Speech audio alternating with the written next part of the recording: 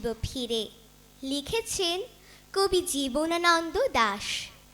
আবার আসিব ফিরে ধানসিঁড়িটির তীরে, এই বাংলায় হয়তো মানুষ নয়, হয়তো বা শঙ্খচিল শালিকের বেশে, কুয়াশার বুকে ভেসে একদিন আসিবই কাঁঠাল ছায়ায়, হয়তো বা হাঁস হব কিশোরীর ঘুঙুর রহিবে লাল পায়। সারাদিন কেটে যাবে কলমির গন্ধ ভরা জলে ভেসে ভেসে, আবার আসিব আমি বাংলার নদী মাঠ ক্ষেত ভালোবেসে, জলাঙ্গির ঢেউয়ে ভেজা বাংলার এ সবুজ করুণ ডাঙায়। হয়তো দেখিবে চেয়ে সুদর্শন উড়িতেছে সন্ধ্যার বাতাসে, হয়তো শুনিবে এক লক্ষ্মী পেঁচা ডাকিতেছে শিমুলের ডালে, হয়তো খইয়ের ধান ছড়াতেছে শিশু এক উঠানের ঘাসে রূপসার ঘোলা জলে, হয়তো কিশোর এক সাদা ছেঁড়া পালে ডিঙাবায়, রাঙা মেঘ সাঁতরায় অন্ধকারে আসিতেছে নিড়ে, দেখিবে ধবল বক আমারই পাবে তুমি ইহাদের ভিড়ে। ধন্যবাদ। অদ্রিকা বিশ্বাস, তোমাকে দেখতে ভীষণ সুন্দর লাগছে আজকে। Thank you. প্রথমে একটু ভয় পেয়েছিলে, কিন্তু পরে ভয়টাকে কাটিয়ে নিতে পেরেছো। অদ্রিকা বিশ্বাসের কবিতা কেমন লাগলো তা জানার জন্য চলে যাচ্ছি আমাদের সম্মানিত বিচারক মণ্ডলীর কাছে। প্রথমেই অনুরোধ জানাচ্ছি পলি ম্যামকে তার মূল্যবান মন্তব্য করার জন্য। অদ্রিকা, কেমন আছো? ভালো আছি ম্যাম, আপনি কেমন আছেন? আমিও ভালো আছি।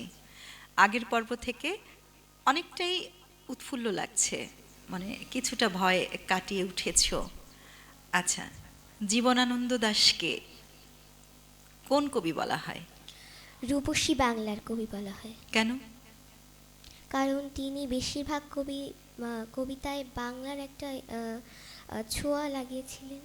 প্রকৃতি নিয়ে লিখেছে, হ্যাঁ, প্রকৃতি নিয়ে। অর্থাৎ তার সব বিষয়ের মধ্যেই উনি প্রকৃতিকে হ্যাঁ। নিয়েছেন, প্রকৃতির সাথে তুলনা করেছেন।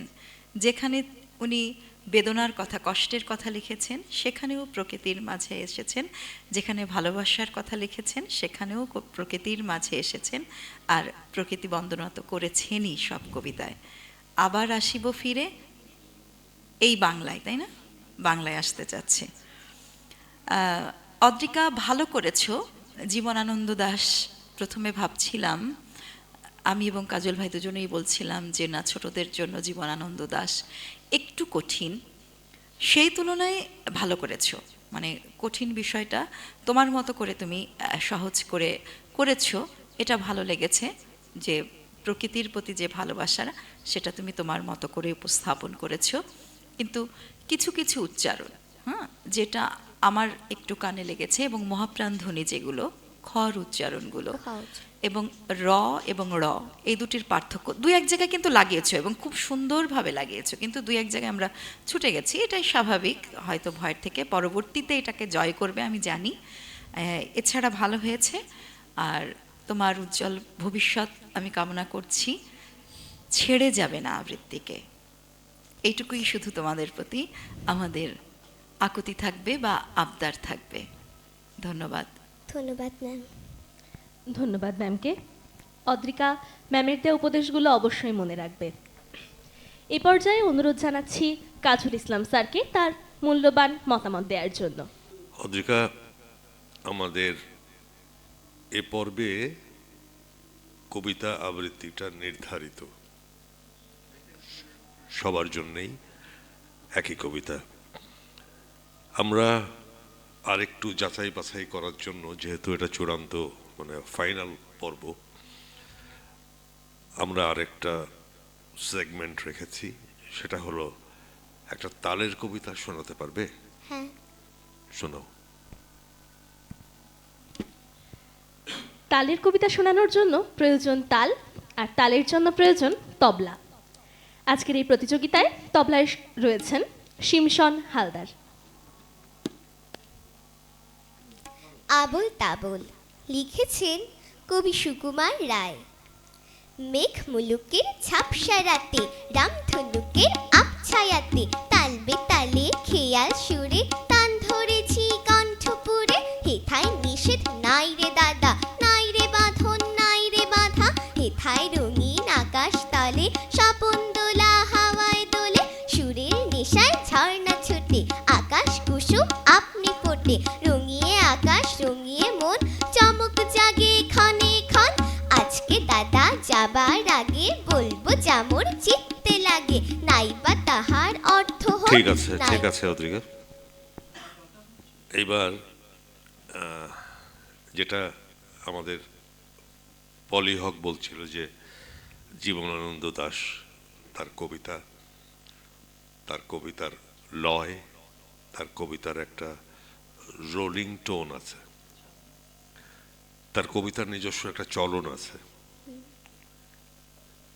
কাজী নজরুল সব ধরনের কবিতা লিখেছেন এবং আমি বলি যে জীবনানন্দ দাশ তার কবিতায় এত রূপক ব্যবহার করেছেন যে এটা তোমাদের জন্যে বোধের জন্যে একটু কঠিন।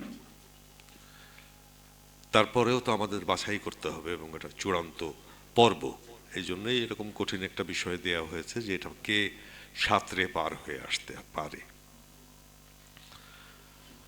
তুমি তালের কবিতাটা ভালো করেছ,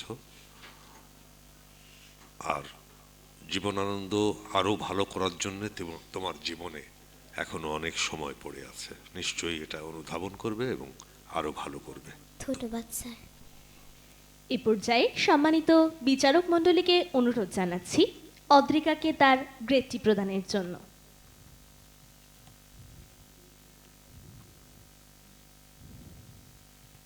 অভিনন্দন অদ্রিকা, তুমি এ গ্রেড অর্জন করেছো। ধন্যবাদ তোমাকে। ধন্যবাদ। প্রিয় দর্শক, শুভেচ্ছা। আমি অদ্রিকা বিশ্বাস।